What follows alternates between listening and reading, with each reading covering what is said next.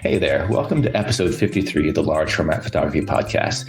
This is Erik Matthey, and my co-hosts Simon and Andrew are currently gallivanting around with David Shrimpton in his incredible imaginarium, making in this episode their very first wet plate photographs. There's some arguing, of course, friendly banter, and a lot of really amazing talk from David about his process, about analog photography, what makes it special, what makes it different and more interesting, and for him more rewarding than digital. You know, the value of noise and the value of the things you can't expect and the things you can't predict. So without any further ado, we meander our way to episode 53, On Tour with David Shrimpton, part 2, also known as the live plate episode. Enjoy, and we'll see you at the end. Right, now we're back in Dave's studio, and something momentous is about to happen. I'm actually going to take my first large format photograph of the year, and it's now June, and I'm also going to take it on my Chroma Carbon Adventurer camera, which is also going to be the first time I've taken a photograph with this camera, and what we're going to do, we've spent some time setting up the lighting and deciding what we're going to do, and it's going to be Andrew and Dave next to the mannequin that we were discussing earlier. I'm using my newly serviced by Bill Orford Kodak Ektar 152mm f4.5, which Dave dropped earlier, and I'm going to use some Adox CHS 100 film, and as we're talking, Andrew's here. He's actually videoing me as I'm recording the podcast, and he's live streaming to our Facebook group. No one's watching that. You what? Sorry, Andrew. Nobody's watching. No. Yeah. So yeah. There might be one person. Now then, the shot I wanted to take. I like to take shots wide open whenever possible. But something that I noticed when I was trying to set the focus up for this shot by putting Andrew in on the same plane of focus as the mannequins and the rat skulls, I couldn't. Well, there's two things. It was very, very difficult to actually get the rat skulls and Andrew's eyes in focus at the same time because the actual depth of field was very, very small. But the second thing I noticed as well is the lens is actually, as soon as you're moving away from the centre, the lens gets quite soft, and so even though the mannequin is in the centre of this image and the image is orientated in portrait fashion, Andrew would have been on the third, and he would have been much softer, even if he was in true focus with the rest. So he's got a crap lens. Yeah. It's got worse since you dropped it. It's broken lens. Yeah, it's a 70-year-old lens. So I mean, what can you say? But the learning from this for me is it sort of explains why when you see narrow, short depth of field shots, a portraiture is usually just one person in the image. Because it's a lot easier to get one set of eyes in focus than it is to get, in this case, two sets of eyes and a mannequin with skulls. So this is a real technical challenge for you, isn't it? It's a true technical challenge. You'll be up to it? Well, I've come up with a radical plan, and I'm going to stop the aperture.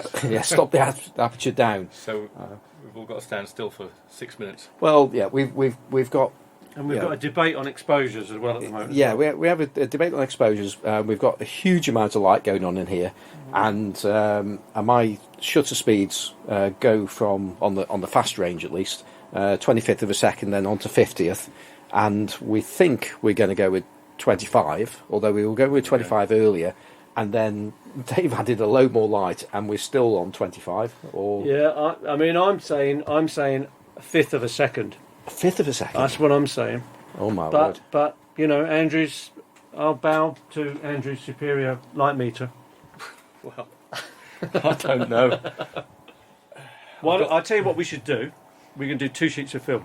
Oh my word! So we do one with Andrew's setting, and one right, with my setting. Yeah. And then when you develop them, we'll have a rough idea whose was right. You'll have more. You'll have more light in yours, so yours might be better. Well, no, either mine might be megally overexposed, mightn't it? If I've got it totally wrong. I'm still at between the 15th and the 30th. Yeah. At f8. Okay. I'm still at a fifth.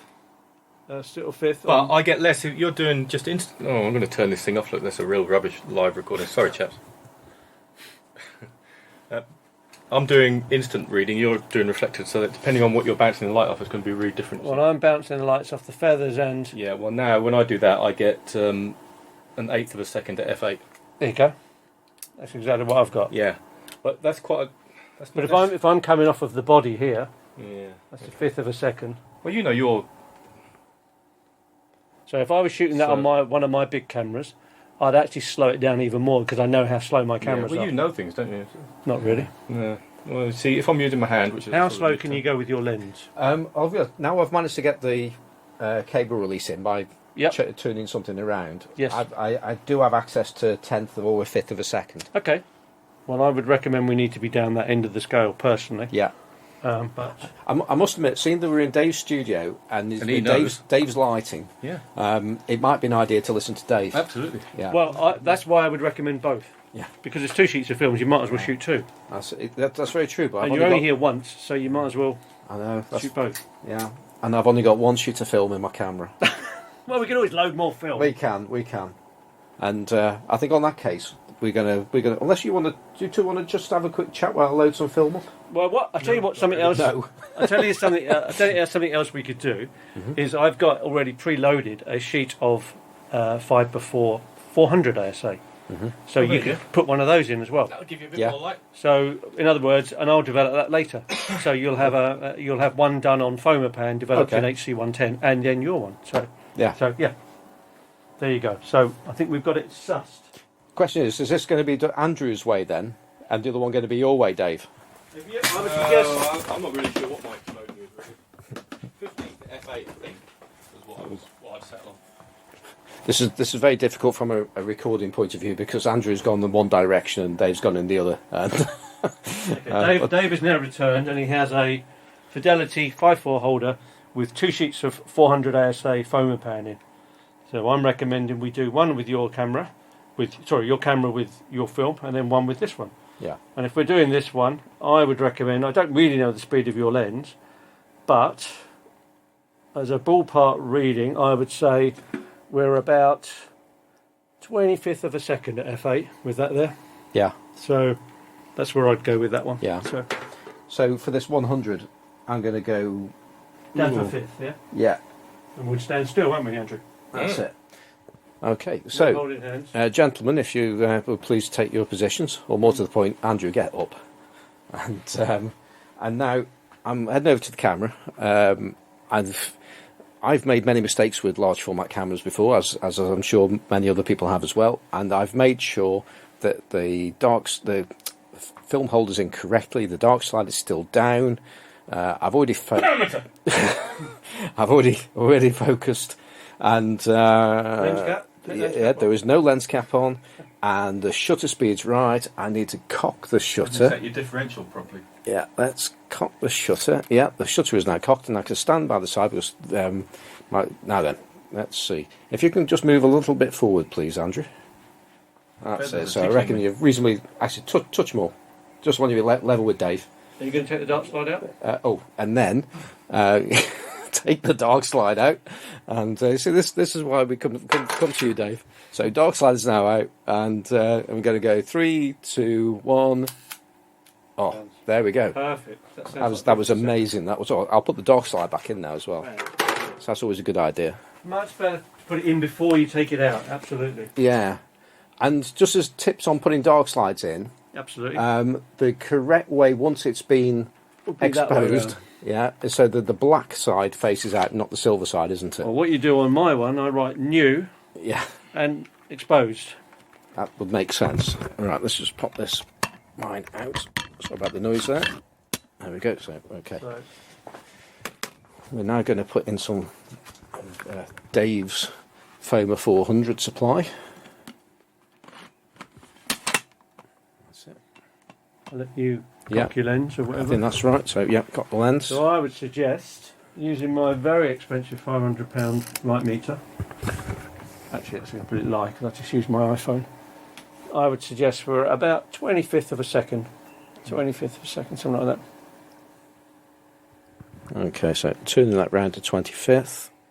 Okay, lens is shut, isn't it? That is there. Yeah, yes, it is shut. Yep. Now we can assume the position. Assume the position. Andrew's giving us no. We can have the pose, Andrew. Look, that's it. Look intelligent. That's it. So 3, 2, 1. Done. Cool. It's in. Right, and put the black side out of the dark side in. Looking intelligent. And we're sorted. So there you go. Award-winning photograph. Well, 2 even. Two. Yes. Job done. Be interesting. Well, nice to do 2 different films and 2 different lots of chemistry as well. Okay, that's my image done, and now we're back in the darkroom, and this is where it's going to get very serious now, because Dave's about to start preparing a wet plate. We're actually going to attempt to do 2 wet plates today. One, Andrew's going to have a go at one with his camera, and Dave is also he's going to take a photograph of the 2 of us for our new banner photo. Well, when I say 2 of us, we also have an Erik substitute to be in the photo, and who knows, with some magic, Erik's face might appear. A better looking body as well, I have to say. Not Exactly. that I've seen Erik's body. Ripped. Yeah. So what's happening then, Dave? So we're going to do these. We can do these as tintypes. So we're going to produce them on metal, 7x5. So we're going to do a nice 7x5 tintype. We're going to shoot landscape. I normally shoot portrait. So what we've got here is we've got a nice clean tintype waiting to be used. I need to peel the surface off. We've got a bath of silver nitrate at 9% solution. Very dangerous. Don't get it in your eyes. You'll go blind. Silver nitrate sat in there. My collodion mix is in here, waiting to be poured onto the plate. And once that's gelled over, the plate will then go into the silver bath for 3 minutes. At that point, it will get excited and will create silver halides, and we'll be ready to do the exposure. I was going to say, before that, earlier on when we were just having a chat in here, you showed us like some of the materials that you've got, and you've got your silver nitrate down there. Yeah. And one of the things that you said was that had been in the bottle for a couple of days, and then you've been sunning it.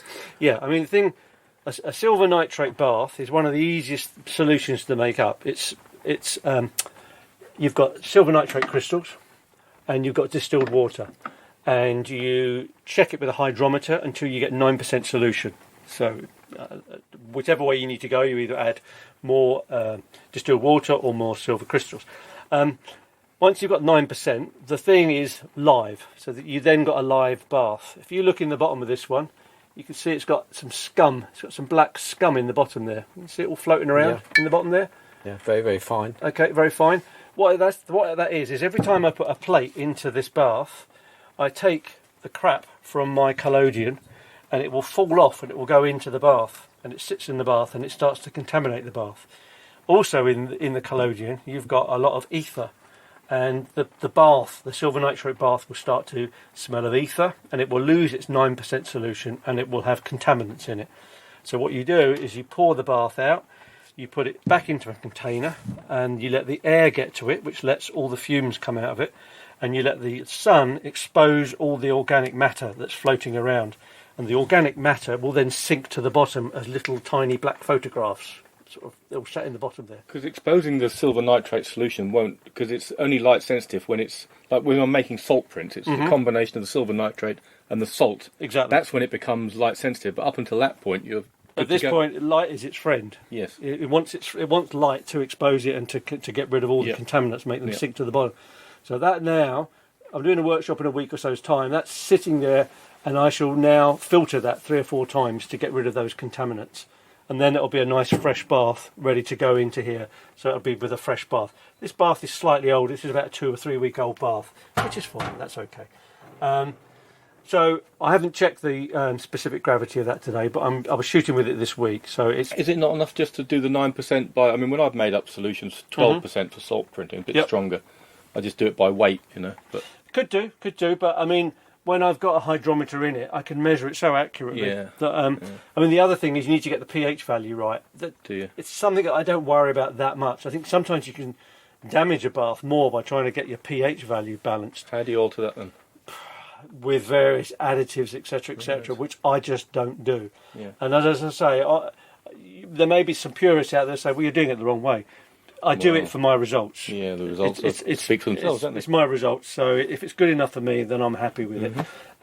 So what I'm going to do is turn the light out, because I'm going to coat the plate up, and then I'm going to, once it's scummed over, it will go into the silver bath. When it goes into the silver bath, it needs to be in darkness. So I'm just going to step out and turn that light out, just so we can go into darkness when we... It's a bit where Shane Balkovich runs out dramatically and shouts, Live plate! Live plate! Live plate! I do that, but not quite so dramatically, yeah. Okay, so my little technique is that I use a cheap sucker from Tesco's on the back of the plate. I'm always one for a cheap sucker. Yep, story of my life.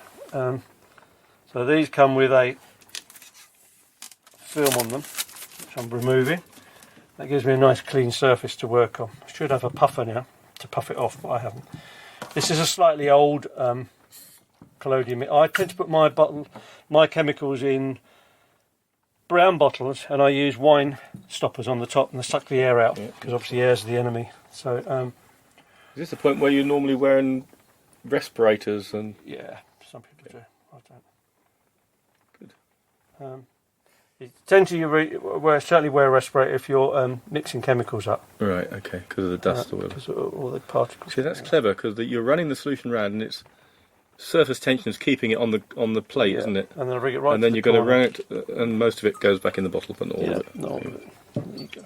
Okay. Well, that looks. So then That looked easy. Yeah, I can do that. and depending on how old the collodion is, if it's thick or thin, you will get tiny little bands of. That's the ether, is it? Yeah, that's the ether. It's definitely. Quite, yes, it could become addictive, couldn't yeah, it? it's medicinal, definitely. Yeah, that needs a little bit of this. Oh yeah. Like that. And if you look on the edge of the plate, you can see it will start to scum over. When it scums over and it holds my fingerprint, like there, it's not still running. Getting a bit of a skim on it, like that. Like a gel. like rice pudding. Kind of ready now. And if you look on that plate, you'll see it's got loads of little lines across it, and that's as the collodion flowed over. Yeah. So Yeah, depending I on can how just old see it is. Okay, so that's live now. So Live plate. live plate. So that's going in here now. So now under red light now. Now under red light, and it's going into the tank in one nice smooth movement. Lights can go. Have you back got that on a piece of string or something? What did you have that dangling down on? And then this clock goes on. You got It's got a large perspex holder that comes down here, opens up, and has a lip on it. Okay, so then you just pull And it I up. pull it up, and I put it on the lip, and I insert it straight in. Okay. My bath is not full at the moment. Some of it's evaporated away. So if I do a 10/8 plate, I will have a ½ inch or an inch, nothing there. Didn't matter the other day because I wanted to put them in frames, and I knew that the frame wouldn't have all that part on it. Dave, what do you do to make up your collodion? I buy it. You buy it made, pre-made. Yeah. Do you buy that from Wet Plate Supplies again or somewhere else? I do buy some from Wet Plate Supplies. I also buy some from another gentleman as well who makes me up a special concoction. Special brew. A special brew. It's called Old Dead Bride. Because you old workhorse, old dead bride, you've got all different types of collodion. And different collodions will give you very different effects. So what's the one that Wet Plate makes then? Is that Old Dead Horse? He does. This is this one here. Got a proper apron, look. Proper Wet Plate apron. These are all from Kevin. Old Dead Dog he makes, if I know This Kevin. is premixed collodion, old workhorse. Okay. So Does that needs to be kept in the fridge then? it does need to be kept in the fridge, and it doesn't have a terribly good shelf life, any of them. Right. So you really Do you need do you need to keep it protected from air as well, or does it oxidise? I do, and that's why I suck out all the air from my bottles. Yeah, I do that with my just normal film chemicals. Use brown Winchesters and those wine stoppers. I've got tons of them. So I'm finding that does sort that'll of stop them oxidising. expend the life a bit. This is developer. That should be like a standard late in the afternoon wee colour, and the darker it gets, the more. That's like an old dehydrated man wee colour. That's an early morning wee sort of mix. Well, that means you're not drinking enough in the night time. Exactly, David, it's slightly going off. So obviously silver nitrate is extremely damaging for cameras. It will rot them. I get it on my fingers. Anything it touches goes black, so my fingers often end up black, but I'll be wearing gloves today. So that's got silver nitrate on it. There are health and safety issues you do need to think about. Silver nitrate is very dangerous. If you've got it in your eyes, it will blind you, so you do need to take this seriously with glasses, health and safety glasses. Yeah, and just treat everything with respect and slow down and don't have any hazards in your darkroom for tripping over. What developer is that in there then, Dave? There's just a standard developer that Kevin makes, that positive developer. That it's really, I think you could use Moss Killer, to be honest. I'm not sure. I'm going to start making my own up. I'm just about, yeah. I thought you were going to say like Ilford multigrade or something. No. And what's in the shot glass then? Is that for when So you that's need my some... developer. Yeah. That's for when it all goes wrong. So the developing process is very fast. It's 15 seconds. Okay, that's all we're going to take to develop the plate. And then when we fix it, then the image will reveal itself. And usually the first couple of plates are sighting plates, test plates. And then I'm just getting paper towels ready. I need to wipe the back of the plate off when it comes out. I need to wipe the camera down when we're finished, so that I don't get silver nitrate. I've already got stains on there already, so but that's we need some fix. So the standard fix. We're not using silver nitrate. We're going to use that. And it takes 3 minutes to get it photographic. And the reason it's called wet plate collodion is because it's only photographic or light sensitive. It's only sensitive while it's wet. Once it's dried out, the developer can't do its thing. So how long will it stay excited? Depends how warm the studio is. Yeah. Probably 10 minutes max. Mm-hmm. So something like that. So at this point, I'm just not saying anything. so, I know you're trying to prompt some kind of comment, but I'm not going to rise to it. That's 3 minutes. So at this point, the rubber gloves go on. Yeah, well, there's no wonder there's a bit of excitement around now. You're getting the rubber gloves on there. There you go, and then you get the sound. You've got to do that. Yeah. We're all getting high on the ether smell. That's what it is. So now you're pulling out your So the plate, and I'm letting it drip back off the Yep. corner into the tank, and I'm very gently removing it. Let the plunger go back in again. Just shake off the excess, put it on its corner facing down, and just using a small piece of paper, just wipe the excess off the back of the plate.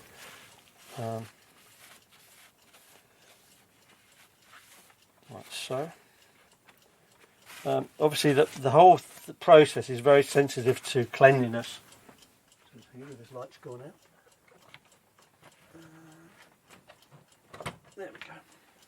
Good job, we got a red light on Yevgeni, isn't it? So Yeah. it's going face down.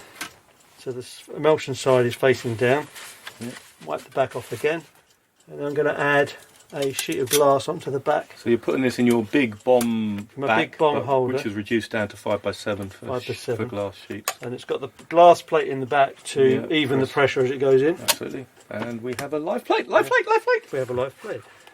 So I'm going to remove my gloves at this point, so that I don't end up transferring silver nitrate all over the thing, which it's already got. I mean, if you do wet plate, you're going to end up with black marks. Yes, it's not. No matter how Whatever you no do. matter how careful you are with silver nitrate, it just gets everywhere. It will get everywhere, yeah. So that is a live plate. Live plate. Nice.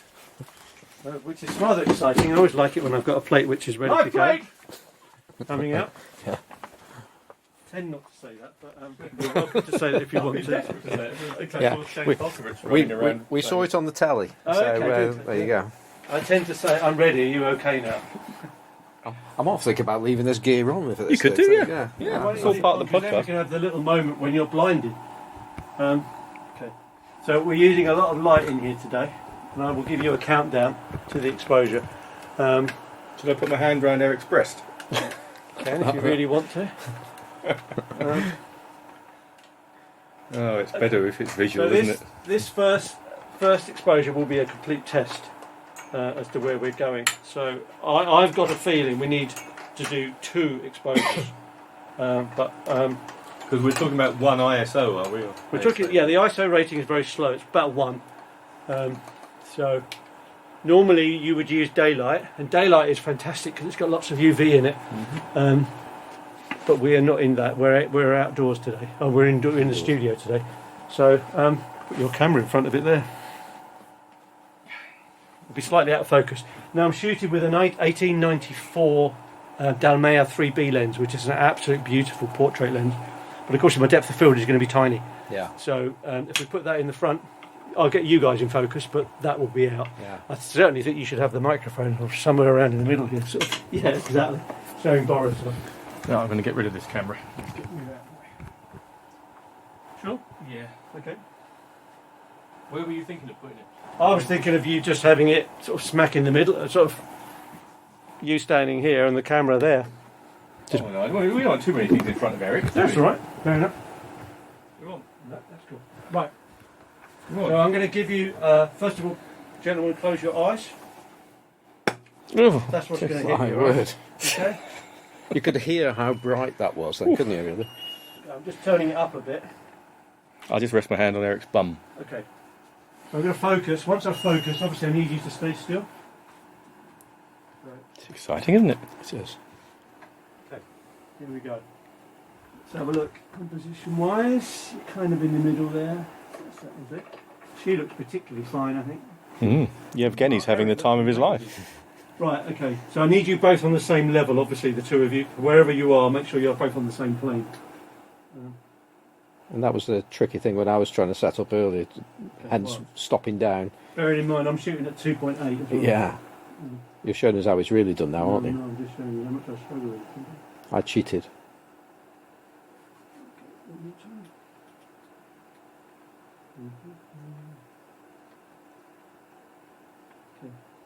Somewhere around about there, I think. So I'm going to lock the camera down, focus-wise.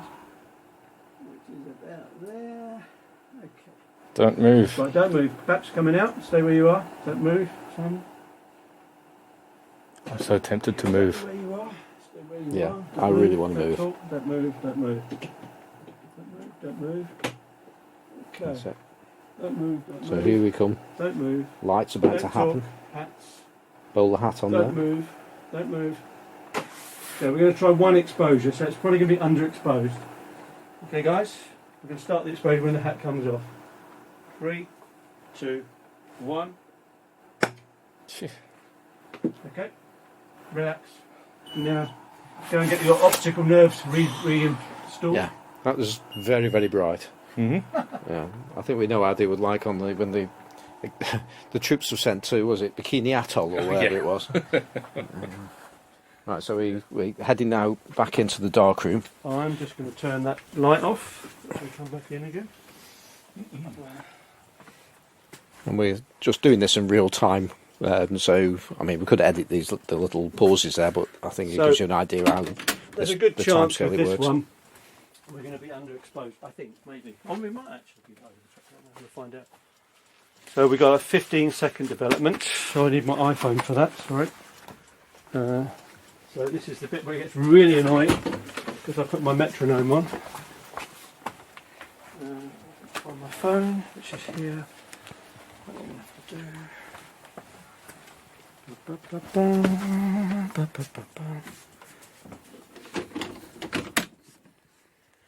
Got one model that I photograph with, and she's quite heavy-handed. Every time she shuts that door, wet plates fall off the wall.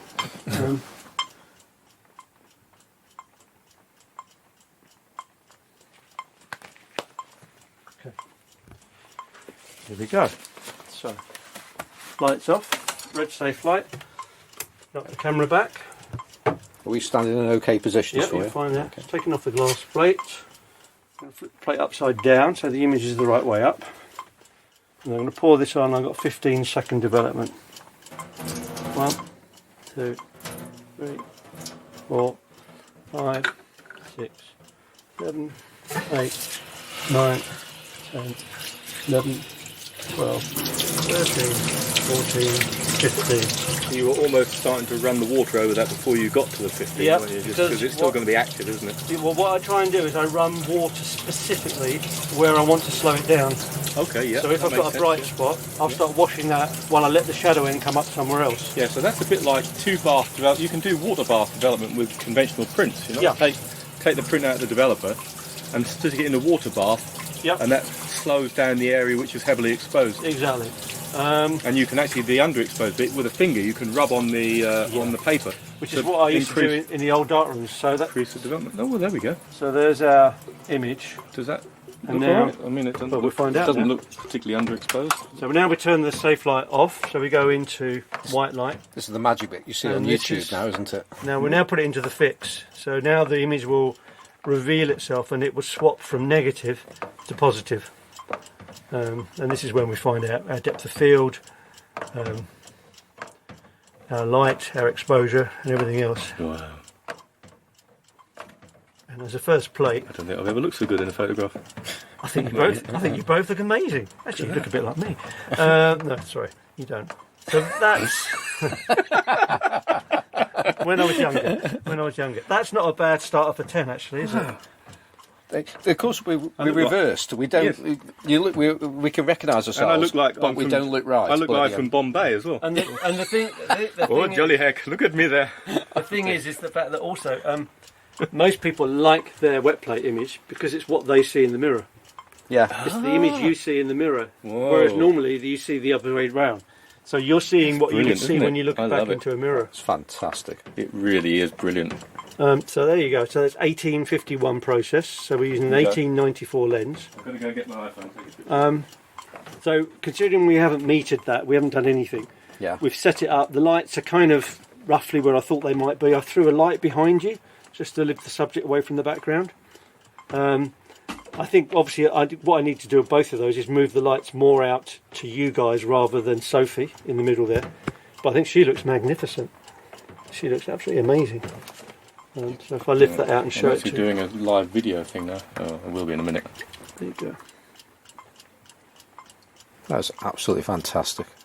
Hang on a minute. It's not streaming. Why isn't it streaming? There we go. So those that are live, we've just done our first wet plate portrait with me, Simon. Well, we didn't do it. Dave did everything. We stood and posed for it. Yeah.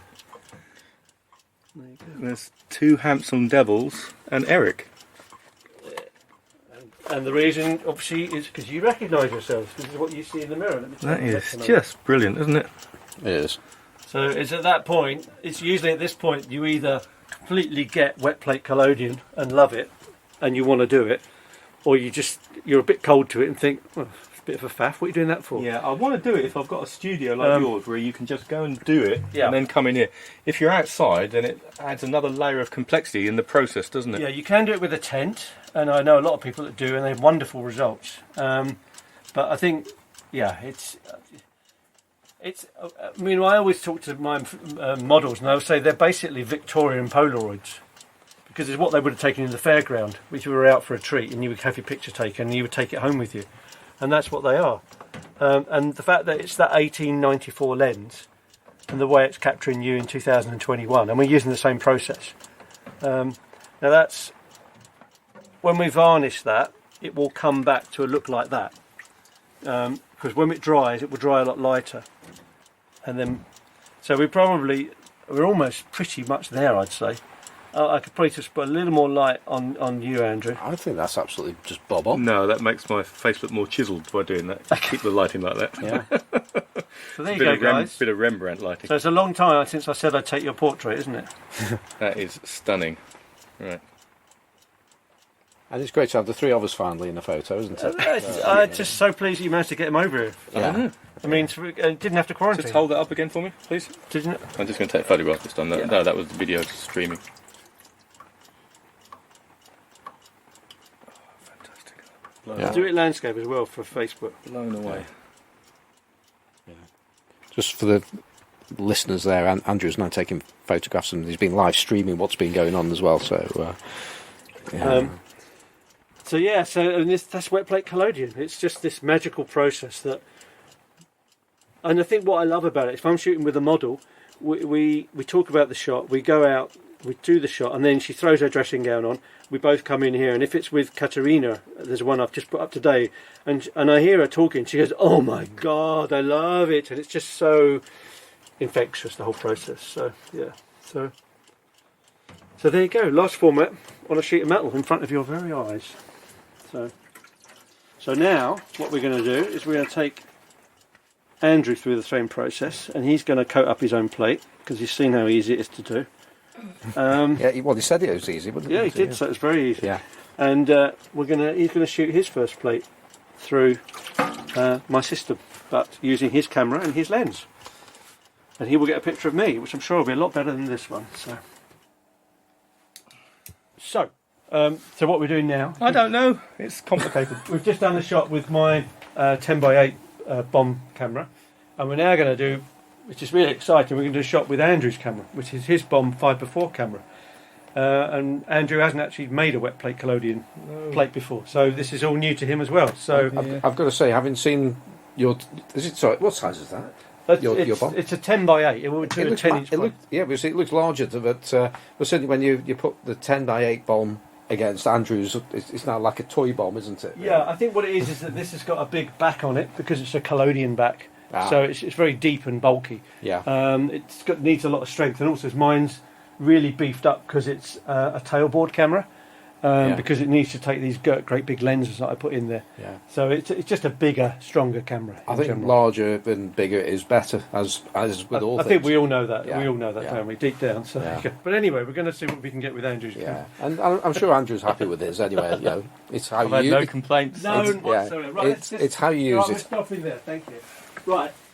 So what we're going to use is, first of all, I'm going to wash out what we just did, because silver nitrate, as I mentioned earlier, is very corrosive, and it really is not good for lovely old wooden cameras either. So the nice thing about this bomb thing is I've got lots of inserts that I just remove, and I can just wash out, put them somewhere safe, which is kind of cool. I'll put that over there. But what we're going to use for Andrew's plate is Jeff at 20th Century made me a fabulous 5x4 plate holder. So it'll go into a graphlot back, and it will take a wet plate collodion back plate. So that's what Andrew's going to use now. So we're set to go. We've got everything we need. We've got our glass plate that is going to sit on the top, which is ready. We've got our gloves there. So Andrew, you're going to do your first plate. So I'm going to take this one out of the fix, because that's finished with. The saddest thing is when you've done a really beautiful plate and then something falls off the top shelf straight onto it. I've done that so many times, so I try and make sure that I haven't got too many things that can ruin the plate later on. So Andrew, you need, first of all, you're going to be doing 5x4, so that's what you're going to be shooting with. So what you need to do is attach the sucker to the back, just by pushing it down basically. That's easy, wasn't it? It was, and it was all easy if I remember correctly. And we're going to do this without gloves on, because this part is not too. Because gloves are for sissies, apparently. So what Dave said. That's our collodion. Right. Now you need to remove the top surface, and at that point you'll expose the clean plate. And at that point we don't want to waft it around and get any air and dust onto the plate. Because we're using a tin type, we don't have to try and make sure the collodion sticks to the edge. If we're using glass, we have to make sure the collodion doesn't fall off the edge, which is why we add a mixture of 50% egg white and water, and we put a bead around the edge. I'm going the pin down here. Okay. So the art is to keep it as flat as you possibly can. And how much am I looking to pour on? And you're looking to pour in the middle of that about that much. About, what's that, 60mm circle. And the idea is just to keep it in the middle. Don't let it rock at all. Just keep it exactly in the middle. The pressure's enormous. Yeah. And it doesn't need to go over the edges, because it just like holds in place, doesn't it? Yeah. And you keep going. More. There you go. Put the bottle down. Now very gently take it from one corner. Oh, yeah, you got it into that. Yeah, that's better. He's got it. Yeah. And roll it all the way round, back up to that corner. Oh, you're dripping. There you go. Oh, dear. Bring it back. There you go. Now into the bottle. There you go. Now take the holder of the top finger. Take that on there. And now rock it backwards and forwards. Okay. And now you can very gently remove the sucker from the other side. Okay. And what we're looking for now is for the collodion to start to bind over and become tacky. At that point, the collodion will stay on the surface and won't disappear into the silver nitrate. Okay, which I suggest is probably about now. We're about there. So we now have to go into red light conditions. Do you want me to put that in there for you, or do you want to do it? You can do it. I'll do it. Okay, Not sure what I'm doing. Lift the lid up. So you're putting it into the bath now, which is like a giant film holder. You need to take it by a corner, really, like from the corner there. There you go. So lift it up, not all the way out, just lift it up until you can feel, when you put it in, you'll feel it hit a shelf, a little shelf. When it does, that's it. Now down, put it all in one go, straight in. And now the lid goes back on.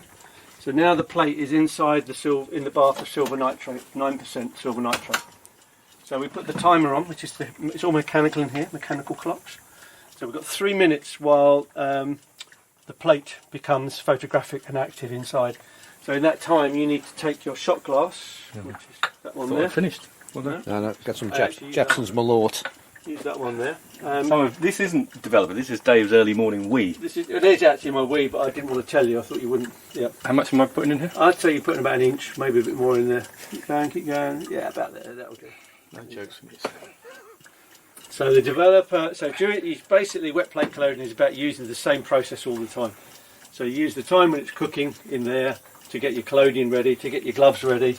Right.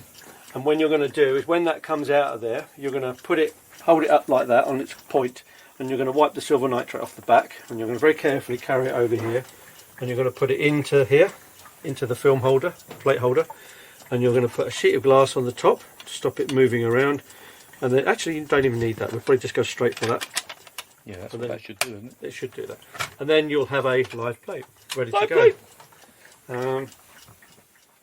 So we're watching our clock, and our when I've done a plate, it tends to wash for about an hour under running water. Obviously the heavy metals drop out at the bottom, as most processes. And that's it, you're ready. And then once that plate is in the holder, ready to go, we've got about 10 minutes until it dries out, at which point it's no good to us then after that. So then Andrew can take the shot, focus, take the shot, come back in, remove it from the holder, turn it upside down, develop it for 15 seconds, wash it off, stick it in the fix, and then the image will reveal itself to whatever we've got. And that's the end of the process, apart from putting the varnish on at the end, which makes it archival for 100 years or more. So you were talking about the applying the varnish earlier, and you say that's a bit of a pain to do, isn't it? It can be. It's a part of the plate where you can have an absolutely beautiful plate, a really, really good plate, and you go to varnish it while you're learning to varnish, and you can totally mess it up. There you go. You can completely mess it up. You'll end up with either matte corners or swirls right across it, or worst of all, you'll set fire to yourself like I did. I set fire to the kitchen and myself because I was using it over a naked flame. I've now refined my process, and I now use... Sorry, is that 2 minutes or 3 minutes? 2 minutes. I mean, you've got 3 or 4 minutes. That's coming up to 3 minutes now. Yeah. So you'll need to wear the rubber gloves now, because like I say, the silver nitrate is not only very corrosive to cameras. It's obviously it gets on your hands, and you'll end up with black stains. The nice thing about these Jeff 20th century holders is they're plastic. So it contains all the silver nitrate, if there is any drips, inside here and not in the lovely bomb camera. And we can take the whole thing apart at the end and wash it under running water. So you're about done now. So we go back into red safe light. And now Andrew's just going to lift the lid up and take out the plate. And then just let it go sideways for a little while, just so it drips off. There you go. Don't take it right out though. There you go. Now just pull the plate off from one corner.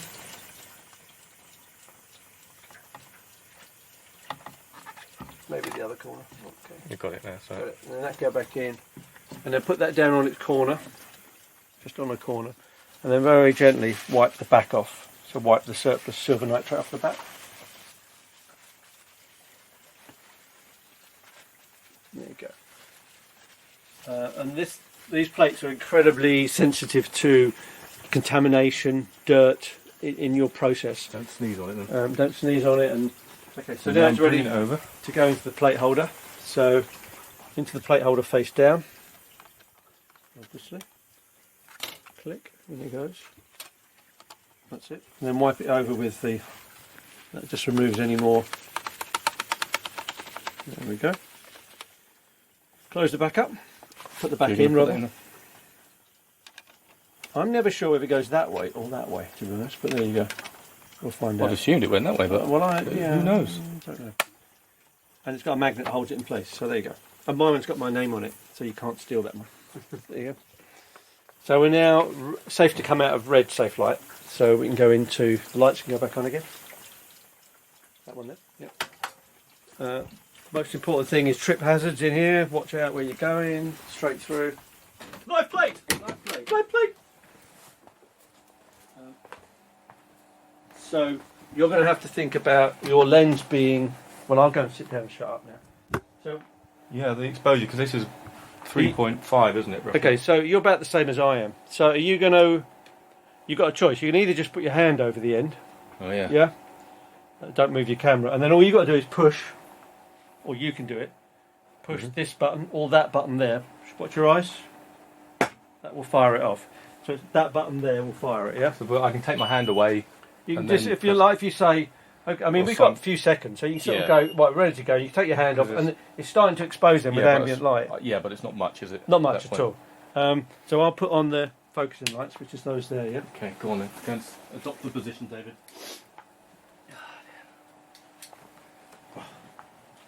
I do feel under pressure with this composition, because not everyone universally approved of it. Yeah. I think it might have been 3 2 against 1? 2 to 1 against. Move that lighting around again. Stay as you are, Dave, please, like that. Okay. So I'm now sitting in my favourite chair, which is my leather armchair, which has been destroyed by cats. So it's ripped to shreds, which is one of my favourite props. And I don't normally get this side of the camera. Stay still, please. Right. It appears I feel all fingers and thumbs. I do. I feel all fingers and thumbs. I was going to say, I was beginning to think that Andrew can't talk and take a photo at the same time. No. So what you've just done there? I can't even tell if it's in properly. Now it is, I think. So you've loaded the plate into your camera. Put my glasses on so I can see what I'm doing. No, I know. I wasn't going to pull it out, David. So I was just going to make sure it was flat. I think it is. Yeah, but we don't have a shutter on the lens, so we're just going to make sure. I'm going to put my hand over it, aren't I? Pretty much. So, and I'm going to assist and press the flash button when you tell me to, Andrew. Yeah. So give us both warning. So dark slides out. Ready? And so that was the flash that just went off. I just put his hand over the lens and he's struggling to get the dark slide back in over the plate, and we're done. So we're now going to run back into the dark room and develop. Andrew's just hit his head on a lamp. I'm going to develop this wet plate. Well, that's exciting, isn't it? Right. You're feeling excited. Oh, we're all very excited.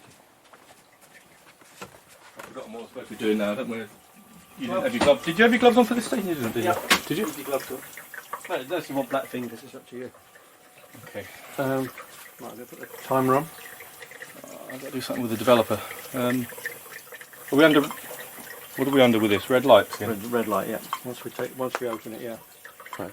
Yeah. Shall I switch to the honest? Yeah, it's 15 seconds, isn't it? Yeah, I'll tell you when. So let's first of all, let me just get the water running for you. Turn that one off. I normally stand here if that's all right. Yeah. Because then I can wash off for you if you want. I'll do the washing if you want. Then flip it into your hand. Okay. So my head will be at that end and we'll be at that end. That's fine. So that goes on, and remember to get it on in one go. And then the movement is gently. Just gently. Make sure you're covering it all in one go. Yeah. Just keep rocking it. You're pouring the developer on there. Keep rocking it around. Keep rocking it around. 2, 4, 5, 6, 7, 8, 9, 10, 11, 12, 13, 14. Okay, so I think it's slightly overexposed. So we got to about 14 seconds, and now I'm washing it off. So we're now washing the developer off, which is stopping it developing the process anymore. So I might have quite a white face in this one, but it's just fine. Let's have a look. So, and if I just take it underneath, so the corners are washed as well. So sometimes when you're doing it, if you hold the plate underneath like that, and then you've not got fingers on the plate, do you know what I mean? So if you hold it flat like that when you're developing, Right. and then you won't end up with those corner marks. Right. So, yeah. Yeah. So there you go. Part of the character. Of course it is. There Can you I go. take my gloves off now? You can do. Do you want to describe what's happening there, Andrew? Well, it's got turned a weird shade of blue. So it's now going to flip from negative to positive. There you go. It's like. So we think this might be overexposed, but we're not really sure. So this composition is Dave's head is just off centre, but I deliberately wanted his body to be at the bottom of the frame, and Simon was adamant that the composition was wrong. But I love the way I've not covered the plate properly, coated the plate, because there's all sorts of weird effects going on there. Which is exactly why we do wet plate. I love it. There you go. Yeah. That's so cool. That is just brilliant, isn't it? And I wouldn't want it to be perfect, and it's certainly not, is it? But the worst thing you can get is a perfectly clean plate. I hate that. Right. I love it. That's good. I love it when it's got edges. Should we try? Have I got time to try one with you close up, or we run out of time? No, of course we have. Of course we have. Wow. Do you want to pick it out and show it to the camera? Yeah. That's not bad for your first plate. Look at that. I've even got the focus pretty well on, I think. That's pretty cool. That's with an enlarger lens that costs 25 quid. Projection lens. Sorry, projection lens that costs 25 Who's quid. that old man? Okay, that's very Do cool. you find yourself looking in the mirror thinking, who's that old git in the picture? I do, and I love it. I love it. Yeah, but you've got a face that suits getting older It's lifted. with that lovely beard and moustache. Yeah, well done. That's your first plate. So Do you think that? I mean, exposure-wise, is that okay? You've not really got a white face, have you? no, I would probably change my lights around. I've probably got too much light hitting the background. Okay. I could probably have it darker at the back, so I stand out a little bit more. Okay. I probably just hit it with too much light. Right. And maybe I need to direct the lights down a little bit more. Do you know what I mean? But it's not bad as a first exposure. No, it's pretty it good. certainly isn't. Right. Cool. So can we do that? Can I just do one close up to you then? Yeah, absolutely. I'll turn the lights off. Just coat another plate up. But I do. Can I just go and do the rough composition on your face first? Yeah, of course you can. Yeah. Just looking at the one we took earlier now, to me it seems to be going darker to me. Mm-hmm. Is that happened, or is it just getting darker? I think it's in a darker place. I think it's maybe it is getting darker. Yeah, maybe it is that getting normal? darker. No, it isn't normal. That's interesting. That is interesting. We might need to do that one again. Because we videoed it, didn't we? Interesting. Maybe I've got a chemical imbalance at the moment or something. That's interesting. Check the doctor's list. I'm very pleased with that, Simon. no? That's excellent.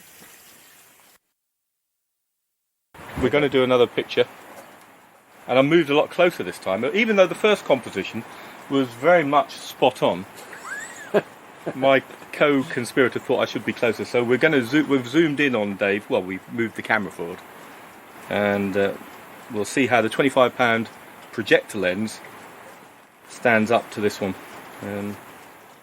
So I've attached a cheap sucker. I've got a cheap sucker standing next to me, and I've attached one to the back of the plate. And I've got to peel off this protective film that keeps the plate nice and clean. That was the sound of the cheap sucker coming away from the back of the aluminium. There's a trouble with cheap suckers, I find. Have you taken the plate off yet? No, I can't. So what you can do to get that on tight, just push the whole plate down. Oh, right. Just push it down. There you go. That'd be why. Yep. Now you can pull off the. It's a trick of the trade I've learned.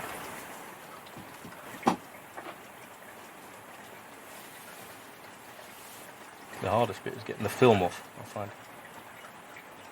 And I even have a bit of a thumbnail. This is great radio. There we go. I think maybe that's me fiddling around in that corner is what caused that unevenness, perhaps, on the first plate. What am I doing now? Oh, coating it. Is he just leaving me to it? Yep. Best way to learn. I can't remember So remember, you want to keep the pool in the middle of in the middle of the I plate. didn't quite manage that last time.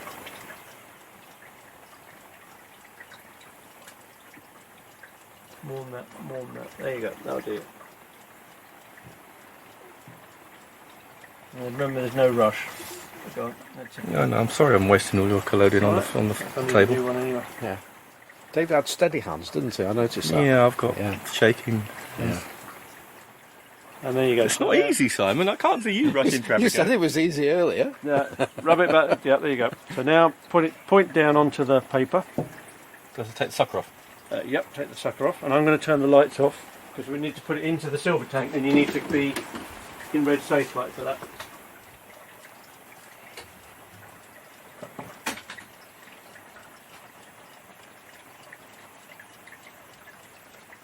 Am I wiping the back of this? I am, aren't I? Did you wipe the back of this? No, not yet, because you've got to go into the silver nitrate yet. Okay. Right. So you make sure it's scummed over. Oh. That looks like a power cut to me. Oh. Okay. Okay. That's fun. What do we do now? We all stand here in the dark. Right, let me turn my phone on quickly.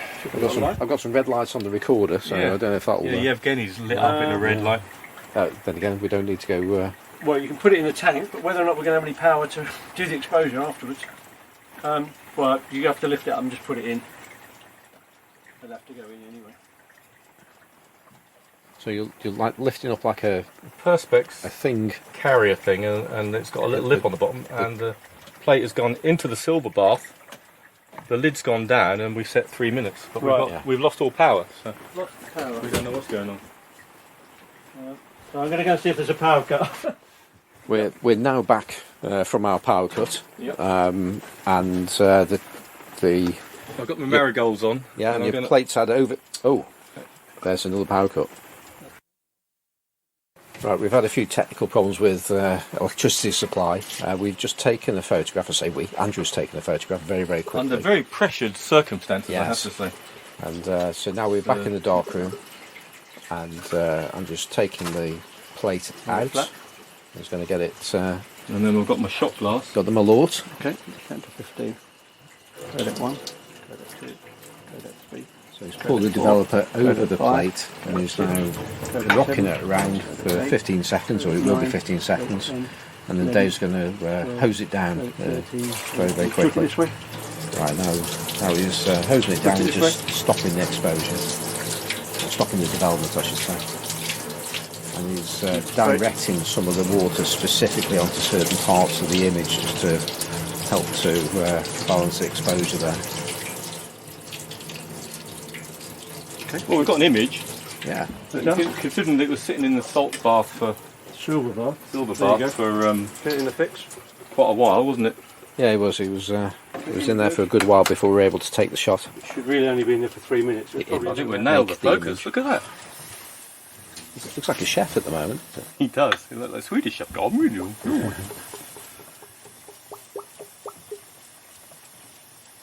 Maybe you've discovered a new technique. Leave it in the silver bath leave it for. there for bloody ages, yeah.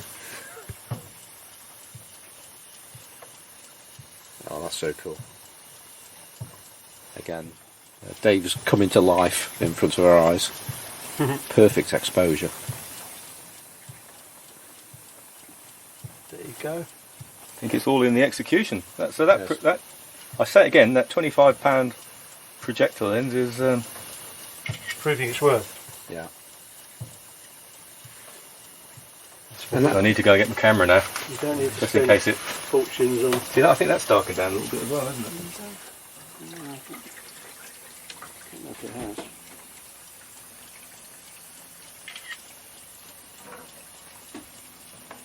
Just taking some pictures. Silver nitrate. I'm sorry, silver in my cuts on my finger. Yeah. Not a good combination, but hey ho. There we go. Can you stop shoving Yevgeni in my face, please? Yeah. Yeah. The idea was to talk on the podcast. and Okay, well, I know I can't talk and do this. I'm taking a picture. This is brilliant. I love this close-up picture. As I said all along, getting him tighter on Dave would look much better.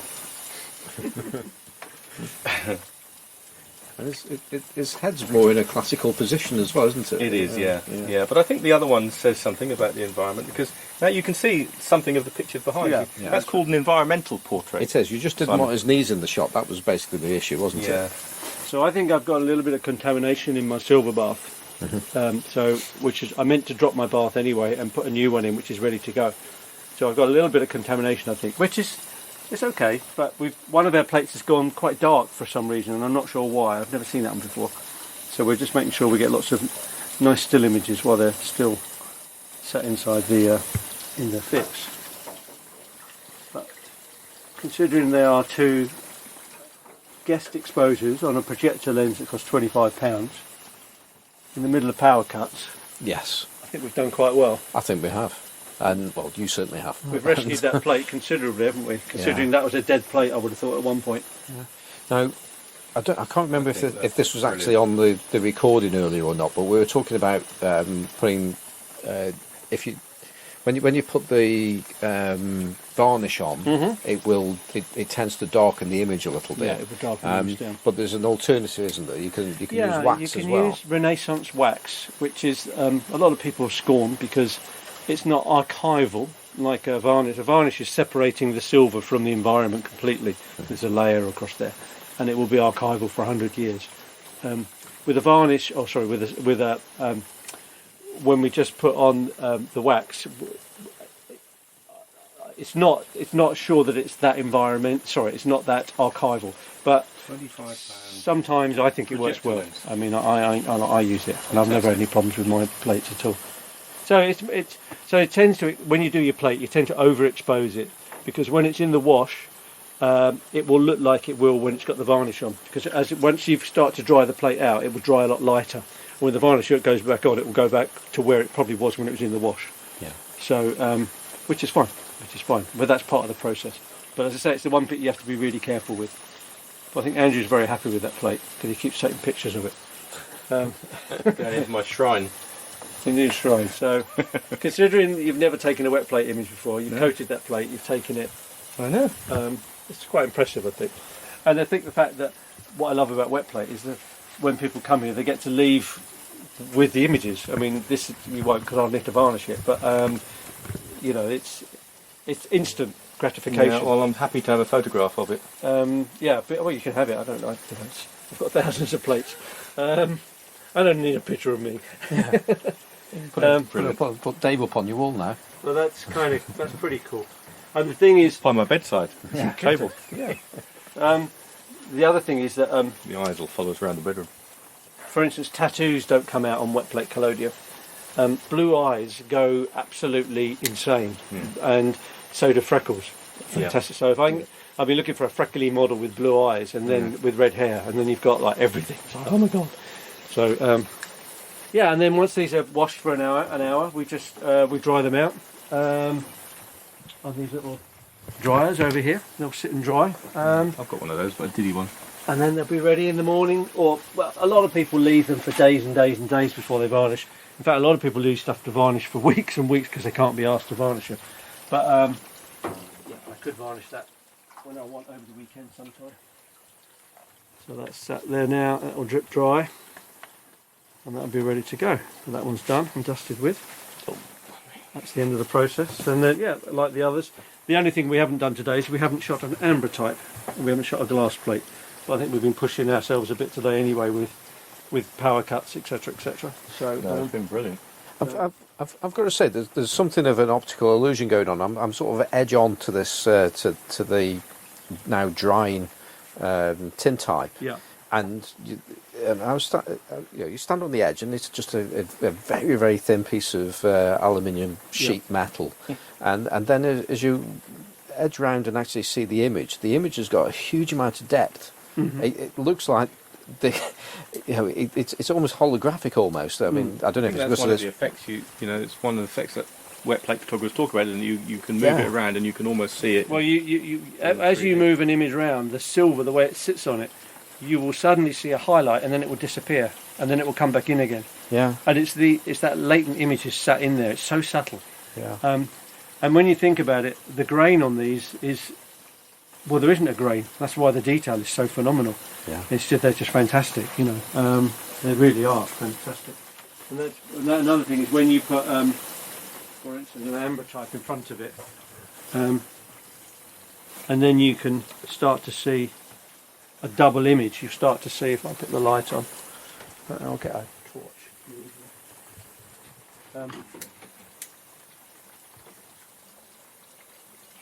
You get your video on, Andrew, and your camera. You'll see. You can see where you start to come through one image to another. So if you come through here, if you watch, you light up Sadie, yeah. Mm-hmm. As I move through, you will start to come in. Mm-hmm. And then you just end up with these other worlds, which is what I adore about this. And this is why I do a lot of stuff on amber type and tintype at the same time. It's purely because you get these two worlds going on as you look through. And it's the fact that it's 1851 process. We're not doing anything different that the Victorians couldn't do, you know. But we're all astonished by it. We are. We all stand here with our 21st century, or you know, with all our technology and our digital phones and and then we look at this stuff, and we're all creatively blown away, aren't we? Mm-hmm. I mean, the first one here that Andrew's done has got, I think they're called oysters. So that's where your finger was on the plate there. Yeah, I thought that's what it was. And you've got all these amazing lines coming in. You can't make those happen, you know what I mean? I mean, I have a little bath over here of contaminated silver nitrate in here. And what I sometimes do is I will paint it on just before I develop it, so it interacts and contaminates and comes up with weird effects. Yeah. But yeah, I mean, the very fact that, you know, we took that picture 10 minutes ago. Brilliant, isn't it? And there it is in front of us. You know. If I do say so myself. And it's the fact you should. It's fantastic. You've been able to do that with a £25 projector lens. You know, you haven't had to spend thousands of pounds on this gear and that gear. The camera was quite expensive. Camera's bloody expensive. But the camera's just a light box, isn't it? Yeah, it doesn't need to be expensive. Doesn't need to be expensive. How much is silver nitrate these days? Silver nitrate. 25 grams is maybe 50 quid or more. Yeah. It costs you £100 to make a bath up. Yeah. So, yeah. I mean, and you don't need to do big plates. I mean, my smallest plates are, I do half the size of this. But you're reusing that, aren't you? That bath by straining it and filtering it and sticking it in the sun. Is that indefinite? Can you do that indefinite? Then? Yeah. Some people use a bath for 20 years, 10 years or more. You know, you just keep rejuvenating. And this is a little tiny one I did. And that's with that tiny little camera I've got. So you can cut these up and make little tiny baths. You don't have to use big baths. Yeah. Sometimes I think big isn't always better. You know, sometimes these little small ones. That's why I'm building this tiny portable darkroom. It's and it will go in a backpack. And I want to get it so I can get the camera and all the chemicals and the darkroom in a backpack, so I can go off and then do things out in the woods. Yeah, little tiny ones. Do things out in the woods. Yeah. Yeah, and then there you go. It's all there really. It is. You've got your silver nitrate. You've got your collodion. It's probably quite a lot involved in setting up from the start. But if you've got your camera and you've got a lens, the faster the better. You don't have to have expensive lighting systems. You can buy cheap second-hand that nobody wants anymore. I mean, my lighting systems are like £300 and £800, and that gives me a massive amount of light. If you shoot outdoors, you don't need any light, and then you're going to get really fast because the sunlight has got all the UV in it. So, buy some 5/4s, cut them up, and just get these beautiful little plates. And the other thing is glass. Just cut glass up. Yeah. It's so easy. Just cut sheets of glass up and just stick them in, and you get amber type. So it's not inexpensive. It's not expensive. Right, well, we're almost back to where we started, because we were in the kitchen earlier on making a lovely cup of coffee, and we're now back at Dave's kitchen table. We've taken the last exposure, as you would have heard, and we had a few problems with power and stuff, but despite having to rush that last image, it's come out really well. So we're looking forward to seeing that when it's varnished or waxed, whichever is appropriate. Yeah. Yeah, I thought the expertise shown by the person who coated the glass plate and then who focused under critical conditions and made the exposure and developed it. I thought, credit to him, really. Absolutely. Under pressure. Yeah. Definitely. And so we've had an absolutely fantastic time really today, have, Dave. yeah. Good. Well, thank you for coming. It's taken us a year or more to get here, thanks to COVID, etc., etc. But it's great to sort of show you my world of large format, the world I live in. This is what I do, and it's not hard to do it with people like you who are as enthusiastic as I am. You just walk in and you get it straight away. It's just my little happy environment where weird and strange things happen. So They certainly do. Yeah. So and you've met all my mannequins. Mm-hmm. And a lot of the strange dolls. Yes. So there's nothing to intimidate you again. And it's great. But we all got to shoot as well with our own cameras, which is wonderful. It's interesting when you say about nothing to intimidate there as well. I mean, that was, I was chatting with Andrew earlier, and the whole process of wet plate is in itself it's to be respected, but it's not to be feared. No. If it was really difficult, then I couldn't do it. Same as large format. I mean, the bottom line is you have to do anything. You have to make a start and start doing it to realise. To be honest, I've seen it on YouTube and I've had it explained to me numerous times. But actually physically doing it, I didn't do it perfectly, did I? But it was fine. Yeah, I haven't had to mess around with a silver bath. You've done all that for us, haven't you? But and the beauty of it is that, like as I say, you learn every time. I mean, I think I've got a slight issue with my silver bath, which is fine. I was going to drain it out tonight anyway and swap it over. But you've seen the basic principles, and it's. I think what I love is it's such a fast process as well. You get to see the image, you compose the image, you take the image and you see it straight away. Yes, it's almost like instant photography, isn't it? Yeah, you don't have to wait to go back and load up 6 sheets and develop them and hang them up and then process them and then scan them or print them.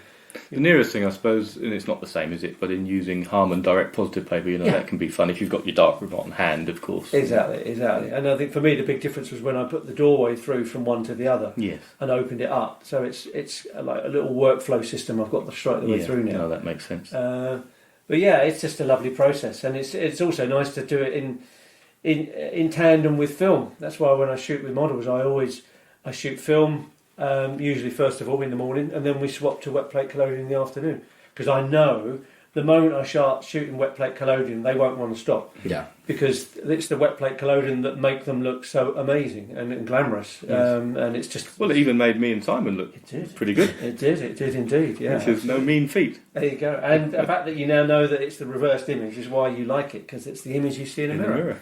So it's the one you recognise. Well, I can't say I always look in the mirror and think, I like what I'm seeing here. No, but you recognise it. You recognise it as the same one. But it's a wonderful process. And maybe another time we'll do some ambrotypes or whatever. So we've just shot tin today. But it's pretty good for a first go. That's not bad for your first 2 plates.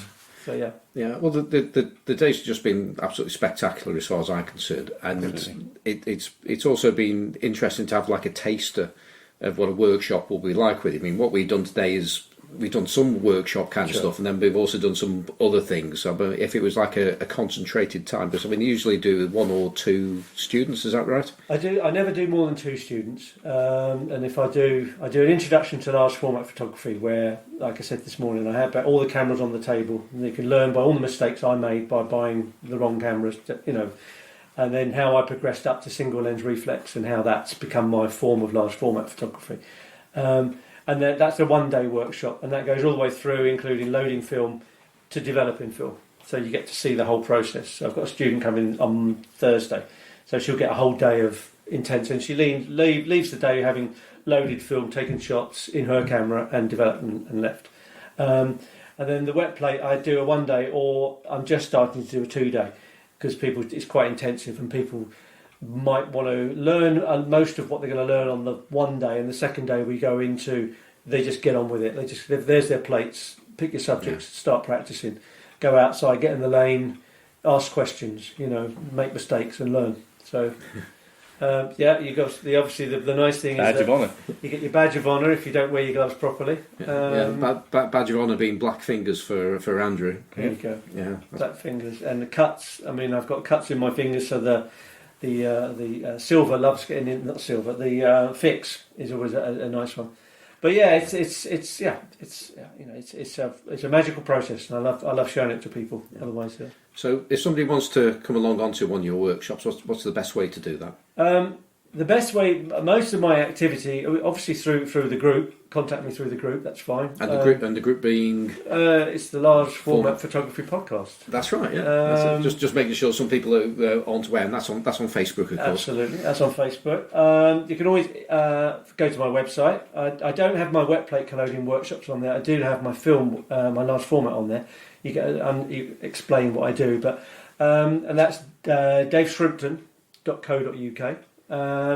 Or you can email me, which is simple again, which is Dave at daveshrimpton.co.uk, or the place where I'm most active is Instagram, which is Dave_Shrimpton. And you'll see that I'm on there every day usually and answering questions and etc. And I've actually got a wet plate collodion Instagram page now, which is DS Collodion, but you'll find one through the other anyway. But it's I've got quite busy now. People want, I don't know, everyone seems to be enjoying analogue photography. So I've got a couple of interesting people that are coming along that want to learn large format, which is happening this week and next week. And then next week I've got a double wet plate collodion, which is going to be a nice weekend. And then I've got another one in August. And then I'm trying to remember that I actually need to leave time for myself to actually enjoy the summer and get out and go use my camper van and go somewhere. Mm-hmm. So I'm probably going to ease off a bit now until the autumn after that, and get some nice thing to do in the autumn. But it's been great showing you at long last what I do and how I do it. So. Well, it's been absolutely fantastic being with us. Thank you for being as generous with your time and chemicals for that matter. You're absolutely welcome. You're welcome. It's been an absolute pleasure. Thank you. Thank you. Take care.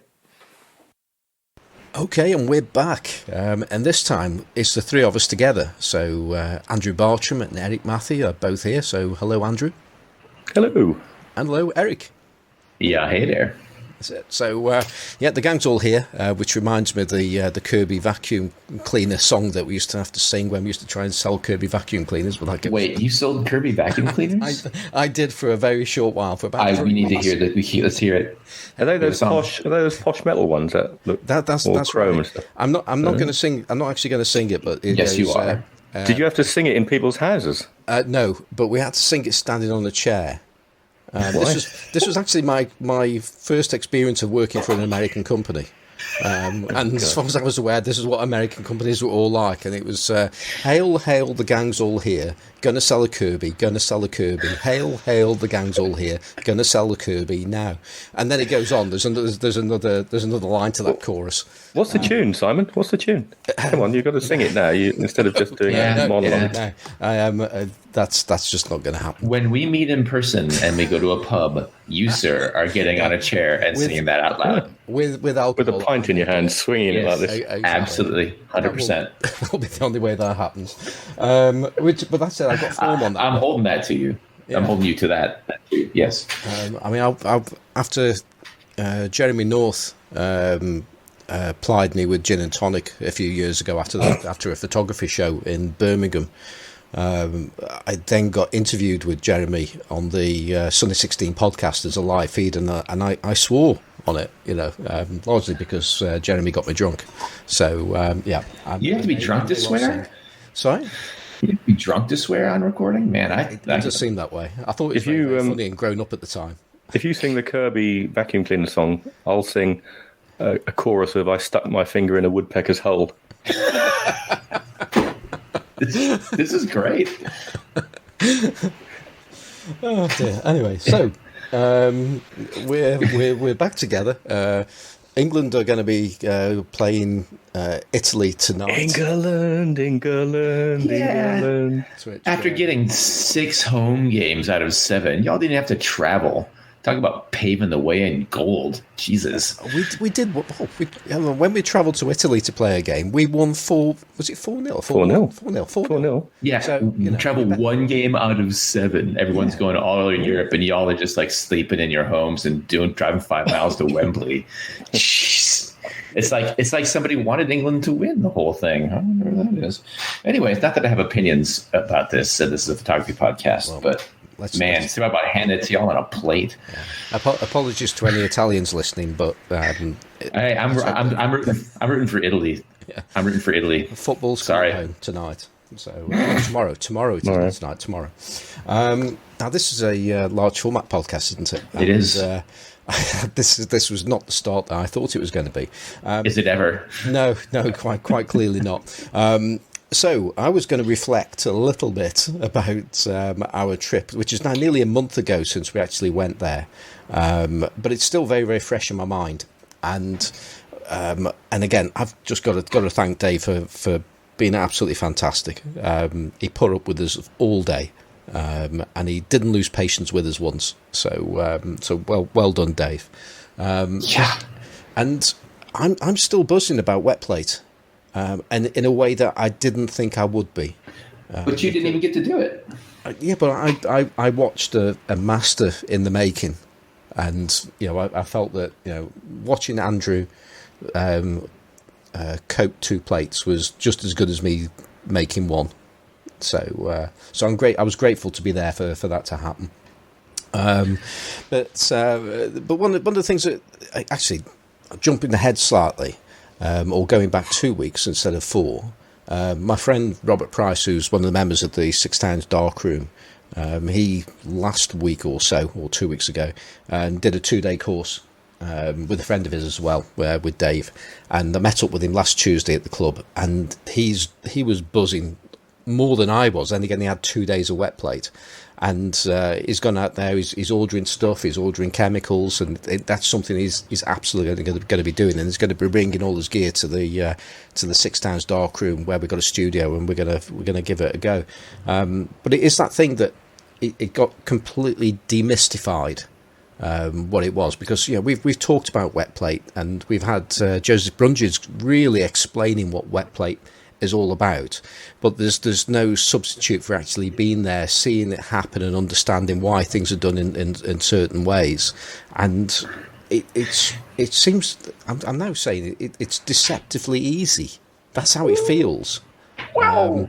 So I mean, as an observer, as a listener in this one, and not somebody who was there in person, but like, there was a part where he was talking about, I believe it was his colliding or whatnot, and there's black sediment on the bottom, and he's talking about having to re-expose it. Essentially, like the black sediment on the bottom was a bunch of tiny little photographs, as he put it, which was actually a really fun way to put it. I was like, oh, that's cool. But and then he had to triple filter it, and like it's not just it sounded not that easy. Like there's work that has to be done with your chemistry and with your stuff. That isn't just like, oh, grab a bottle and go. Like you need to do things often that involve filtering and re-exposing and remixing and like whatever else. That to me belies what you just said. Yeah, well, I think that bit. Sorry, Simon. I was just going to say. Well, Dave did. I've got to say, Dave did all that for us, so it was easy. Yeah, Andrew. Yeah, he did. Yeah, I mean, to picking up on what both of you have said, really, I think really Dave was just realised he was about to be found out as to how easy it was, and then he just had to throw in all the mysticism about looking after your silver bath. But I'm sure it's true. He has to go out and sun it. Well, you see, that's the expensive bit. I think the silver cost of raw silver nitrate goes up and up as cost of silver goes up, and it's expensive. So you don't want to be wasting it. And what did he say? Did he say it cost about £100 to make his silver bath up? So you don't want to be messing that up, do you? How many shots do you get for £100? Well, I think if you keep filtering it and re-sunning it, I think it just keeps going on. You just have to top it up.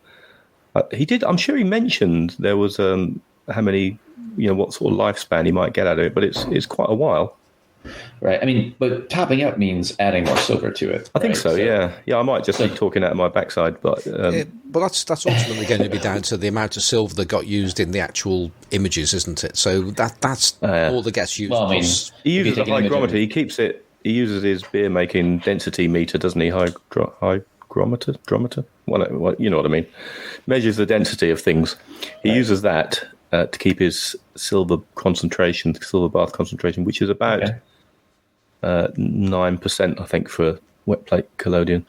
Okay. For salt printing, when I make mine up for salt printing, it's about 12%, but I just do it by weight, not by density. So does that mean, as in terms of the answer to my question, that there are still like relatively technical, complicated bits, or is it genuinely just well, I think simple as popping a Polaroid and waving it in the air? Dave was using off-the-shelf collodion, wasn't he? But you could make that, I guess, so you could make it as complicated as you want to. He was using off-the-shelf tin plates. I think glass, he would just go and get some glass, and you make sure it's fairly clean, and you're good to go. The tin plates were pre-made and come with a film on that was devilishly difficult to get off, from our friend Kevin Lunham at Wet Plate Supplies, who he also buys his collodion from. And then there was a developer. I didn't get to the bottom of what the developer was. We think it was either Dave's day old wee or some whiskey. We're not sure. If it's whiskey, I'm sorry, I'd drink it. But it was yellow, Yeah, I wouldn't. I'm not going to say I wouldn't waste it on a photo, but I'd rather use something else to drink the whiskey. Well, it's like there are a lot of pre-done supplies. Like Jenny Sampson just pre-buys her blacked out aluminum plates for her stuff to order, beautifully blacked out. Like she doesn't do anything. I mean, she does her chemistry and whatnot, but in terms of the plates for her 8x10 or 4x5 work, she just buys them and they're super cheap. I think most people do. Yeah, I don't know what else you do. You need, because they need to be pretty clean and grease free, I guess, don't they? Mm-hmm. Yeah, and also perfect. Well, I won't say perfect, but like well painted and well cut. And most people don't have the ability to cut glass or I'm sorry, what's the material? Tin. I don't know if it really is tin. It's metal, isn't it? I think you want me to say aluminium. Yes, thank you. It is aluminium, is it? Yeah, I'm not sure what that is. In the United States, we'd find aluminum. Well, sometime in your busy schedule, Erik, you should go online and just find out what it is. My time out in the shed? Your busy schedule, yeah. Okay. Yeah. Once I'm done with my work back in this shed, I'll schedule some time to do some research into this. And someday, ladies and gentlemen, we will stop finding amusement in harassing each other about our American versus British, or even harassing. Oh God, no. Moving on. And I'm not even drunk. If you get me drunk, my Wisconsin accent comes out, and it all goes to hell in a handbasket. But anyways, so is wet plate actually approachable? We didn't really come back to that. Yeah, I think so. Now, so to jump in here, I mean, I think the more you do the coating bit, you want to. The challenge is to coat it and not have it all run down onto the table, which is what I was doing. You're meant to run the end of the around the four corners, and then the rest of it goes in the bottle. And I kind of manage it to an extent, but I did make more of a mess than Dave did. And then you wait for it to go just kind of sticky. You're looking for like a bit of film to start forming on it, a bit like a skin forming on rice pudding. Do you have rice pudding in America? Yes, we have rice pudding in America. Okay. It's delicious. It is, yeah. So you wait for that, and then it's just about ready to go into the salt bath. And so I've been looking at these things, and I'm going to get myself a salt bath. There's a few suppliers of them online. I can have a word with Kevin, see if he's got any in stock at some point, and I'll order some materials and give it a go. But it probably won't be till next summer now, because I'll be doing it all in the garden, just as portraits. When folks come round, either for workshops or family, I'll do a portrait, and that'll just be an added little thing. We can go and do a wet plate picture. Sorry, Andrew. Salt bath? Do you mean silver bath? Sorry, silver bath. Yeah, did I say salt bath? Just for the sake of our listeners I was thinking of salt printing. Silver bath. I'm a neophyte, so I just was like, oh yeah, salt bath. There's a salt bath. That's part of this. Of course there is. If you say anything with confidence, Simon, people believe you. Yeah, me in particular. I will totally. Yeah, silver bath. Yeah, sorry. Okay. So yeah, it all seems on the face of it. Well, I think it really helps to go on a course, and I do want to go and spend a proper day with Dave. Because he can teach you how to do we didn't get onto lacquering, did we? So you can He lacquer waxes. He does wax. He waxes lyrical. He waxes lyrical. And he lacquers as well. I think. And he lacquers, and he frightened me a bit because he said he first started to do it on his stove in his kitchen, then he nearly set his house on fire. So I think now he does it on a warming dish or something. Simon, is that right? Yeah.